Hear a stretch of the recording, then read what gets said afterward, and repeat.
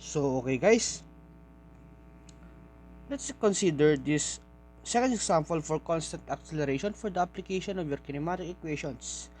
So we have a motorcycle starts from rest at t equals 0 and travels along straight road on a constant acceleration of 6 feet per second squared until it reaches a speed of 50 feet per second. Afterwards, it maintains this speed. Also, when t equals 0, a car located 6,000 feet down the road is traveling toward the motorcycle at a constant speed of 30 feet per second. So determine the time and the distance traveled by the motorcycle when they pass each other.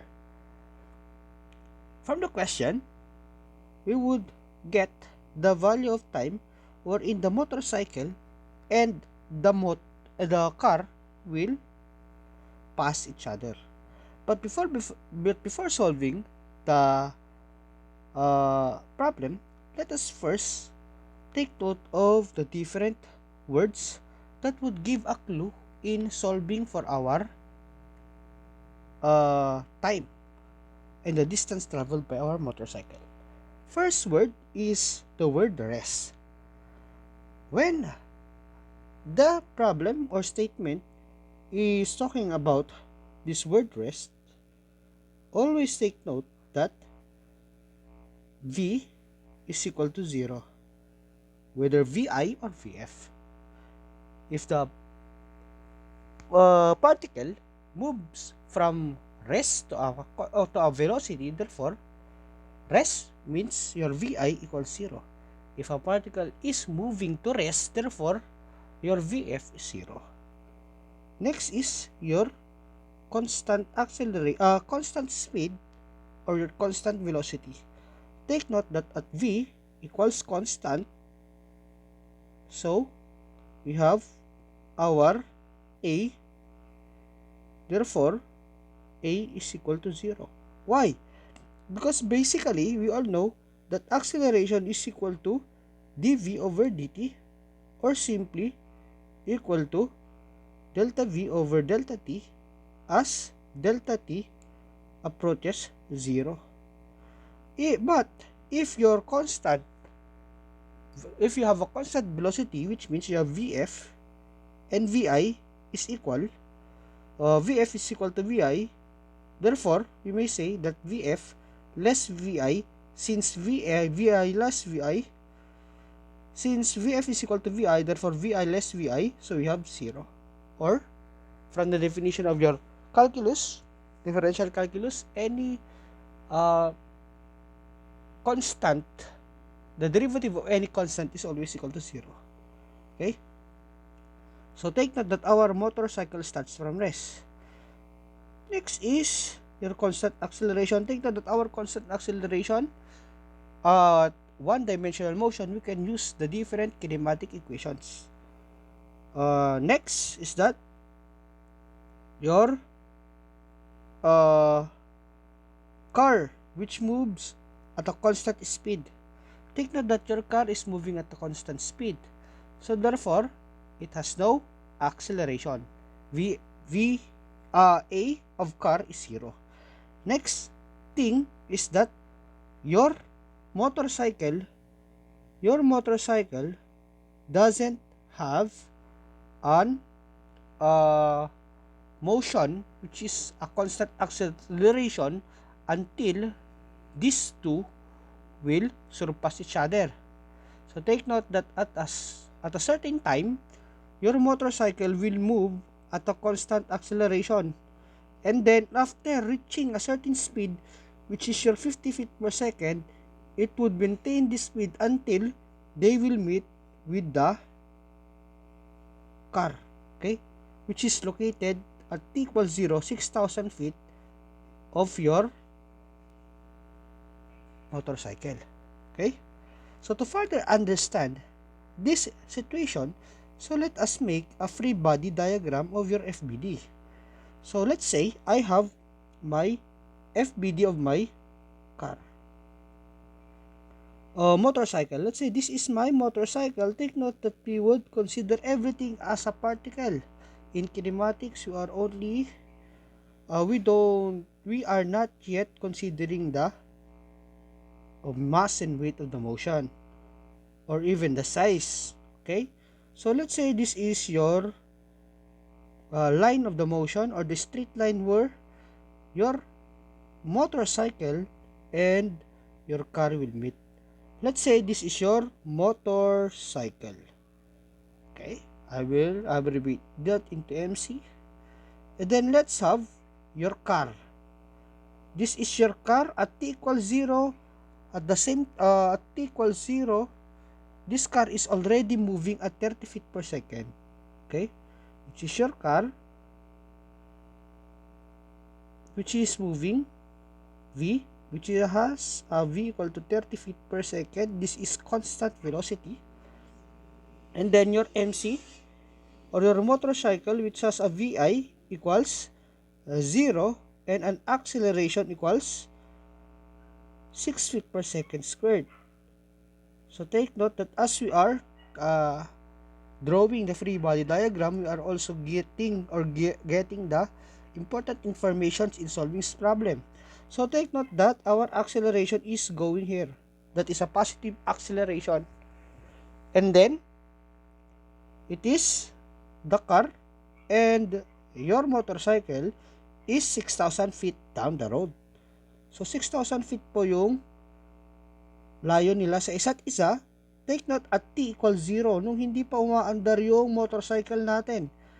Pag tanong, maandar na ba yung car? Oo, maandar na siya. So your VI here is 30 feet per second, and your VF here is 30 feet per second, which means VI is equal to VF, which is known as your velocity is a constant. So we have already our 600 feet here. 6,000 feet down the road. And then the problem wants us to determine the time wherein they will pass each other,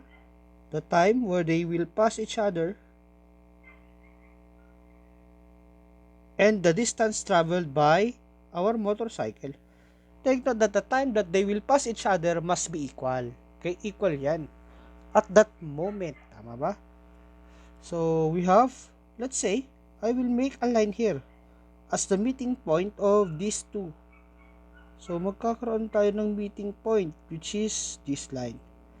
Let's say ito yung meeting point natin. Meeting point. Which means at a certain time magbi-meet yung motorcycle natin at yung car natin. Okay? So as they will meet, they should have a time that is equal to one another. But how will we solve this one? So take note that we would consider two distances. The distance traveled by the car at the time that they will meet at a certain point, and the distance of the motorcycle, or the displacement of the motorcycle at a certain point. Take note that distance is synonymous with your displacement in this problem. Why? Because basically we are given only the magnitude of the velocity. Okay, so let's say that I would analyze the problem as my car will travel a certain distance x. Okay, this will be my x. Okay, yan yung mga taong wala ng value. Okay, this will be our x. And what would be the distance traveled by our motorcycle? Very easy, right? Simply by staring at our free body diagram, ano yung distance na pwede mo bang i-travel? Basically, it is 6,000 minus x. This will be the distance that would be traveled by the motorcycle. So 6,000 minus x will be the displacement, or the distance that would be traveled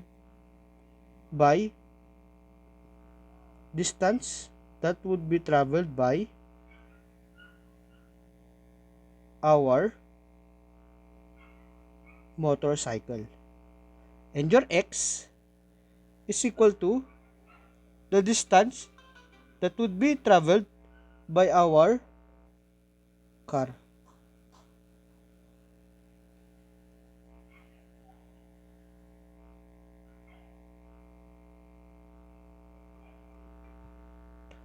Okay?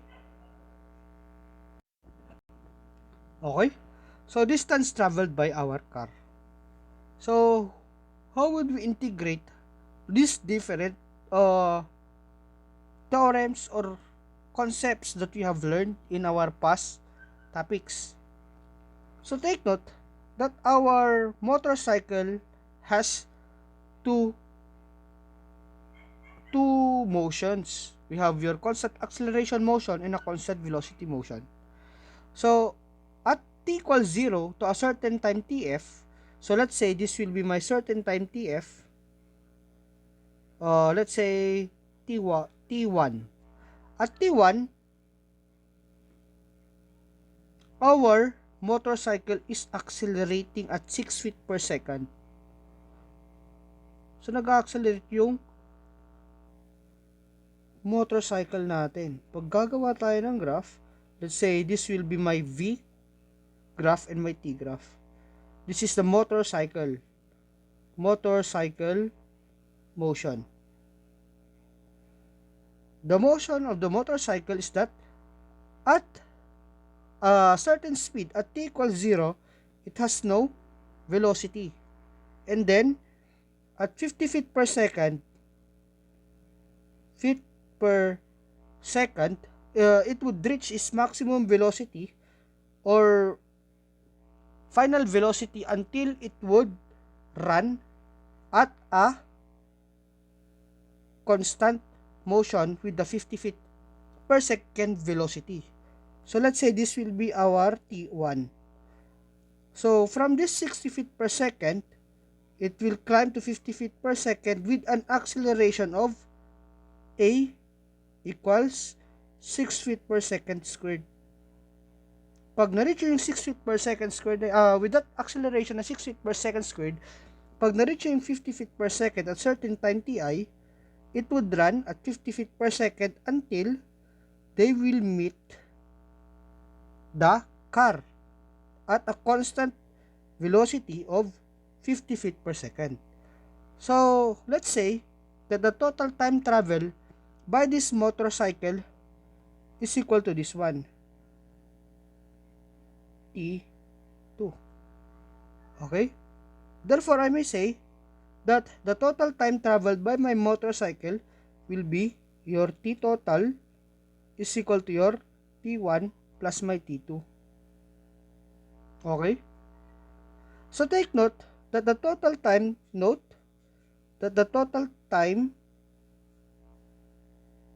traveled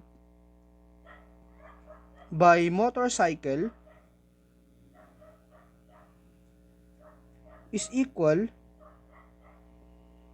to the total time traveled by the car. Equal yan, di ba? So therefore, I may say that the time to TT or the TT of your motorcycle is equal to T1 plus T2 is also equal to T of your total time traveled by the car. So, parehas yan. Okay. Upon knowing that concept, therefore, we may now solve for the problem. So, let's say that our car or our motorcycle, as our car is also moving, so yung motorcycle natin, mag-move siya at a certain T1 wherein it would reach a constant velocity of 50 feet per second. So, gagawa tayo ng ng particle. So, this will be our particle wherein our VF is equal to 50 feet per second. And then, at this time, your acceleration will be equal to 0. Okay? Acceleration will be equal to 0. So, let us solve for the value of your T1. Okay?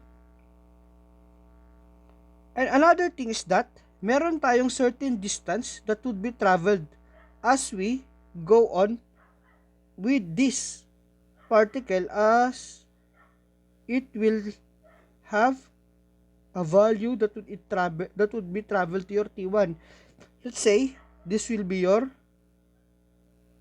x sub 1, and the value that would be traveled by this motorcycle at a constant velocity will be x sub 2, which is, we may say that x sub 1 is equal to plus x sub 2. So x sub 1 yung na-travel niya, where x sub 1 is the distance traveled, distance by motorcycle at A equals 6 feet per second, and your distance 2 will be the distance by the motorcycle at constant velocity, which is equal to 50 feet per second. Okay? So, x sub 1 plus x sub 2. So, mapapansin nyo, x sub 1 plus x sub 2 is equal to 6,000 less x, wherein this x is the distance traveled by the car. Mapapansin nyo, this equation will be very useful as we go on with our topic. Okay. So, first, let us solve for the value of your x sub 1. Solving for x sub 1 and t sub 1. Solving for x sub 1 and our t sub 1, or the first time interval from t is greater than 0, from t is greater than 0 but less than ti. So let us solve for your value of your t1, okay, ti or t1. Okay, so how we will solve for the value of your t1? So we all know that s is equal to vit plus 1/2 at squared. So our vit, this is at motorcycle. So we all know that our vit, yung vit natin unknown, yung vi natin is 0 kasi nga from rest, di ba? From rest. So therefore matatanggal yan. Therefore our s, which is equal to our x1, which is equal to our 1/2 at squared. So we will have a value of your x1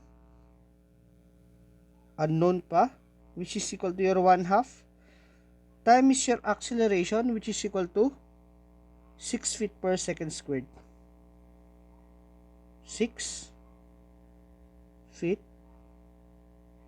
per meter square, 6 feet per second squared multiplied by our t squared. This will be our t1 squared. So, meron tayong first equation. So, how will we solve for our t1? So, meron tayong vf na vi, na we all know that our vf here is 50 feet per second. And your vi is 0, right? So, therefore, we may say that we have vf less vi is equal to our 80. Okay? So, our vf is equal to 50 and our vi is 0, and we have a 6 feet per second squared acceleration multiplied by t. So we have our t is equal to, so pag binaba nyo yan, makukuha nyo is 50 divided by 6 is 8.33 feet per 8.33 seconds. Okay? So, feet per second squared, feet per divided by feet per second. Makakancel yung feet nyo, makakancel yung isang second nyo, so seconds. Okay? So, 8.33 seconds. This will be our T1. So, how about our X1? So, let us substitute your T1. So, substitute mo yung T1 mo dyan. So, our X1 is just equal to 1/2 times 6 times our T1 squared. So, which is 8.33 squared. So, we have a value equal to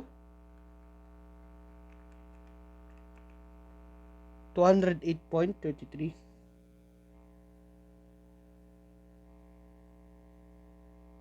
feet.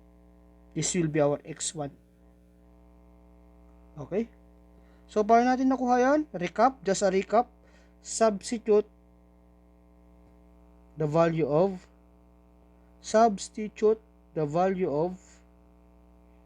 T1. Okay? Yan. So, we have 208.33 feet. And then next is that you would solve for the value of your X2. So, how will we solve for your X2? Your X2 has a constant acceleration yan. Solving for X2, note that X2, we have, at X2, we will have a constant velocity, I should say, velocity of 50 feet per second, or we'll get the time interval from your T1, which is greater, your T is greater than T1 but less than or equal to your T2. So we are solving basically for the value of your T, also of your T2. So how will we solve this one? So we have our X2 is equal to VI T2 less 1/2 80 squared. Take note that we are considering a constant velocity, therefore acceleration is 0. So makakancel to. Okay, that would be 0. So therefore, by further manipulation of this equation, so we will have our VI here will be 50. Take note that we are considering your time interval from T1 to T2, therefore yung magiging VI nyo dito is 50, hindi na 0. So 50 times T2, which is equal to our X2 or your S2. Take note that in this problem, your distance is synonymous with your displacement. So we have our 50 T2. That is our X2. So, by further manipulation of the equation, we cannot directly get your T2. Why?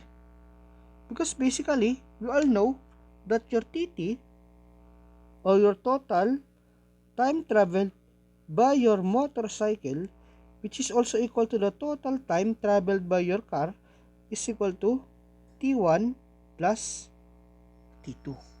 Okay? So basically, we can use this one as an equation, as a founding equation in solving the problem. So meron tayong TTC equals T1 plus T2.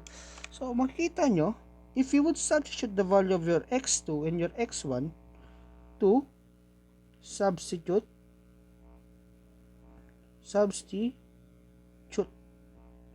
X2 and X1 to our equation 1, to our model equation, which is equal to X1 plus X2, which is equal to 6,000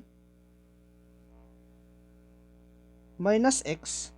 Take note na nakuha na natin yung value ng X1 natin. Our X1 is equal to 208.33. Our X1 is equal to 208.33. 8.33. So this one, right? Our x1. Okay, this is our x1. And our x2 is still an equation. But consequently, we can substitute immediately here. Okay? So plus 50 T2, which is equal to our 6,000 less x. Okay? So, hindi pa natin pwedeng solve yan kasi two variables yan. We need another two equations. So, how will we solve for our x? Okay? So, solving for our x, so take that our x is the distance traveled by our car. Okay? So, solving for x, yung mga nawala na. Well, kadalasan yung value ng x natin wala na, di ba? Kasi kinalimutan na natin yan. Pero sa problem nito, kailangan natin kunin yung value niya para ma-solve natin yung problem. Okay? So, solving for x, take note that our x is the distance traveled by the car. Or the displacement of the car. Distance traveled by car. Okay? So, solving for our x, so yung distance traveled ng x natin, so we all know that our x, your d, or your s, is equal to VIT plus 1/2 AT squared. We all know that our car, from this statement, is traveling a constant speed of 30 feet per second. Okay, nandito. So, pag constant speed dyan, we have our acceleration equals to 0. So, kakancel natin yan. So, we have our S is equal to VIT. So, our S, which is also our X, which is also our VIT of the car, wherein our VI of your car is equal to 30 feet per second multiplied by your TC. That is our X. Okay? But what is our TC? Take note na pinuulit-ulit kong dinefine, yung TC natin is also the time of your motorcycle. Di ba? Ito yun. Okay? So, we'll have a value equal to X is equal to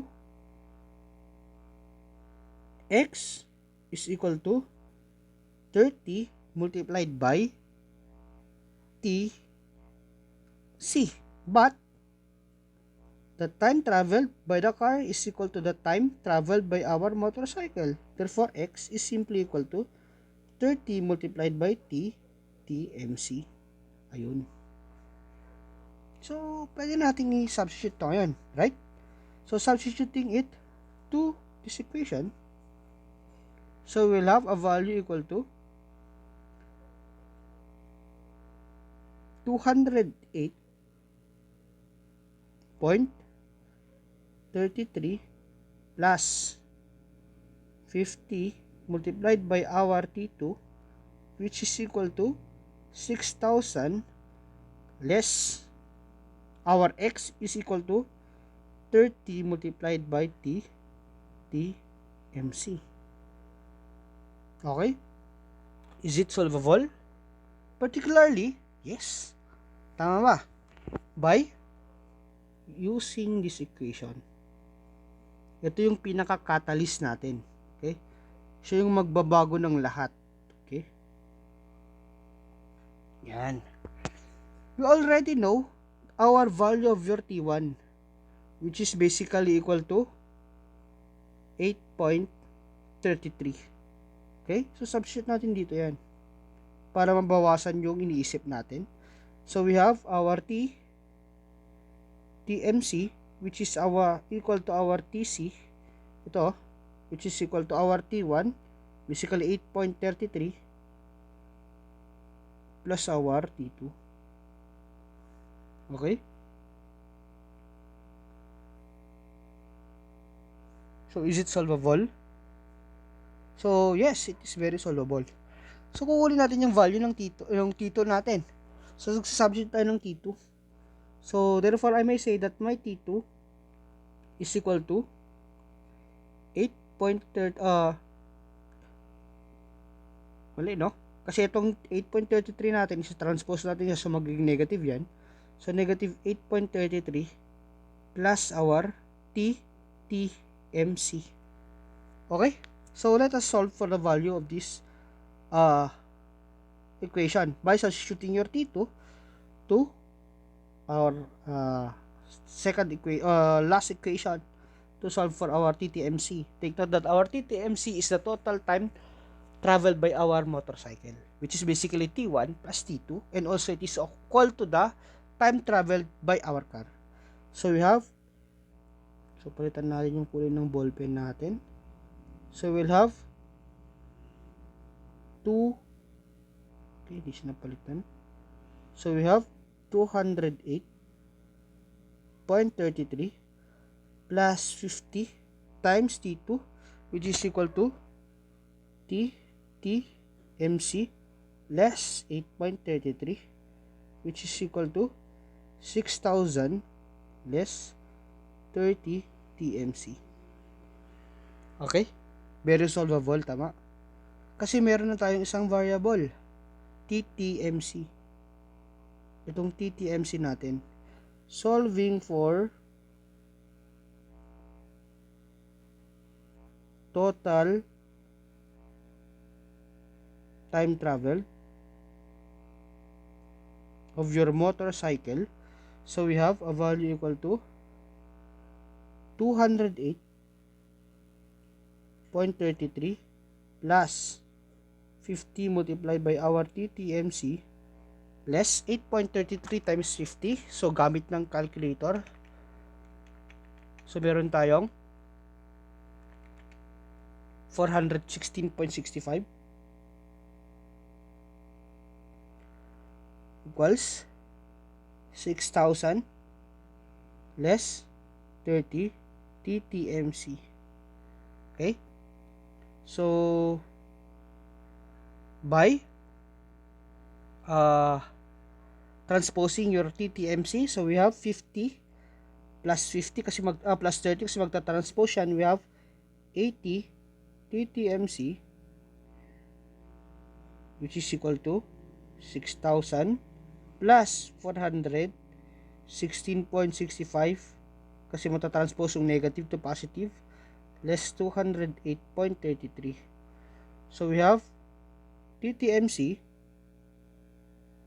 is equal to 6,000 plus 416.65 less 208.33 is equal to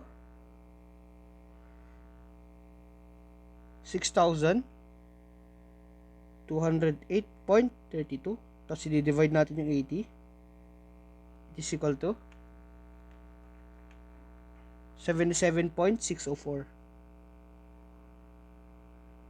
This is the total time traveled by our motorcycle. So take note yan din yung time na na-travel ng car nyo. Okay? Oh, pati dito pala nauubusan ng space, no? Hindi lang sa blackboard. If you will store the values of your calculator, the answers will vary a little bit.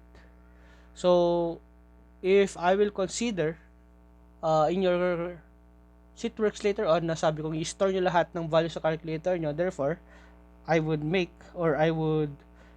my answers answers na parehas tayo na na-store ko lahat sa calculator ko.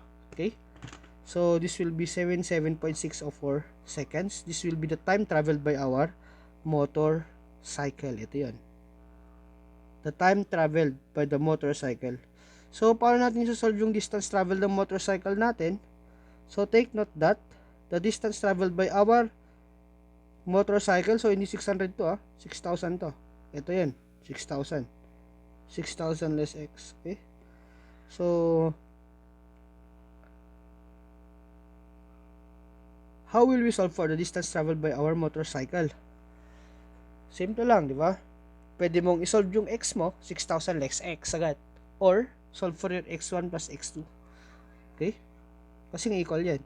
So, solving for the distance traveled by the motorcycle, solving for the distance traveled by motorcycle,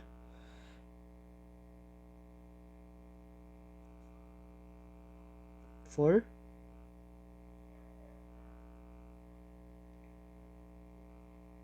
distance traveled by motorcycle. So we have distance of your motorcycle will be equal to x1 plus x2, or it can be solved as, or the distance traveled by our motorcycle can also be solved by 6,000 plus x. Why? Because basically they are equal. Okay, so kahit anong gusto nyo, pwede lang, but I will go with my 6,000 minus x so that you would also know the distance traveled by your car as they meet with the motorcycle. So solving for x, or the distance traveled by car, solving for x, or distance traveled by our car, traveled by car. So we have x is equal to our 30 times our TTMC or our TC. Take note that they are equal, okay? So we have 30 multiplied by our TTMC or your TC. Take note that it is also equal to your TC. Okay?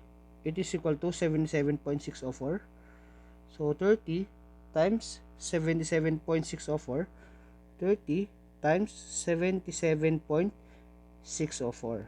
So our x, or the distance traveled by our car, is equal to, so 30 times 77.604, so we'll have a value equal to 2,328.12 meters.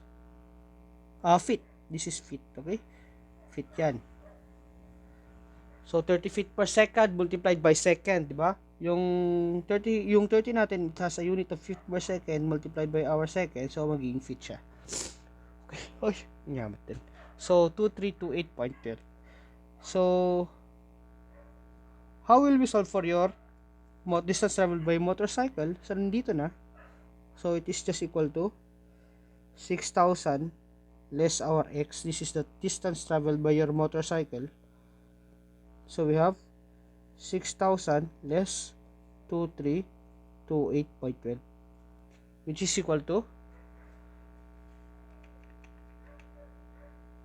3,671.88.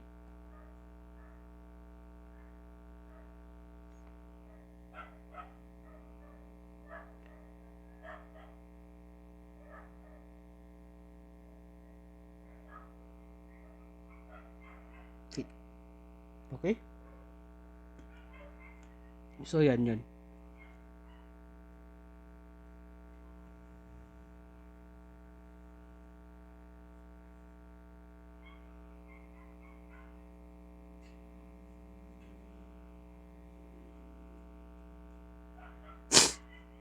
Mm-hmm.